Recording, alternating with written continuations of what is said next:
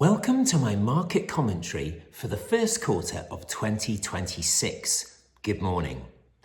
The past quarter has perhaps been the most interesting of my 28-year career in wealth management. Throughout the last few decades, we've seen global markets all moving in sync with one another. This made diversification quite challenging with our clients' portfolios because many assets behaved in a similar way.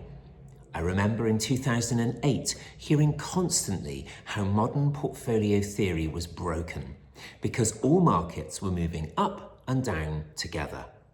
The argument was that this theory had been developed by Harry Markowitz back in the 1950s when it was a different world. Now, in 1954, protectionism and isolationism dictated global politics. These days, we've learned to live together and trade globally, right?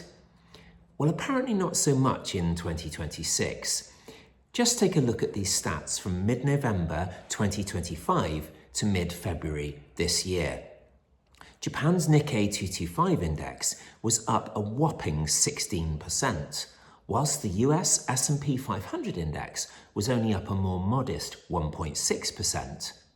Over here, our UK FTSE 100 was up some 13.7%, whilst the German DAX index was up a measly 0.66%. Now, if you lift the lid on these markets a little further, the divergence really starts to show, with armaments and mining stocks continuing to soar, whilst tech and AI stocks struggle to hold their ground. Different currencies are starting to shift considerably against one another. And then there's those Trump trade tariffs. Probably best not to even mention that. We've heard repeatedly in the media how the world is changing rapidly. In fairness, in the words of Dame Shirley Bassey, it's all just a little bit of history repeating. Suddenly, that modern portfolio theory from the 1950s looks quite attractive. Only there's a real overlay to all of this. You really need to understand what you're holding within your portfolio. For the past 3 decades, markets were fairly forgiving to fund managers, with marginal differences in performance that allowed you to overlook a few % here or there. Now, the game has changed radically, and the cost of holding the wrong stocks, wrong funds, or wrong asset allocation could be life-changing. This is where the rubber really hits the road for wealth managers. Ultimately, a financial plan that is powered by a stalling engine is a financial plan in trouble. There is really no substitute for diligence in checking what lies under the surface of your client's portfolio. This is where we come in. Now, I don't advocate knee-jerk reactions to throw out a load of funds just because they're not currently enjoying the golden guns rush. I do, however, advocate extreme care in regularly monitoring our clients' underlying funds and checking that they continue to deliver the role we first employed them for. This quarter, all of our clients' portfolios enjoyed growth. This was significantly more in the mainstream portfolios, but we were pleased to deliver good news to everyone. You just can't ignore the politics at play around the world when it comes to portfolio management. Just for example, in Germany at the moment, the world's 3rd largest economy is very sluggish, whilst the government deals with a dual threat from the US. On the one hand, their motor industry is facing huge barriers to sell into America, whilst on the other hand, they no longer feel safe on their eastern borders. This has led the German government to hurriedly allocate considerable resource to military provision. In the US, trade tariffs and Supreme Court battles have left importers and exporters in a true pickle.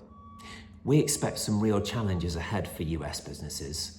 Inflation is still stubbornly high, and the central bank, that's the Fed, refuses to eliminate the possibility of interest rate rises in time. This is troubling for their money supply, which powers their consumer-led economy. Japan, however, is enjoying a great time of it. A few years ago, their government changed the law to make Japanese domestic companies pay higher dividends and stop holding such large cash reserves. They also incentivize domestic Japanese investors to hold Japanese companies within their portfolios.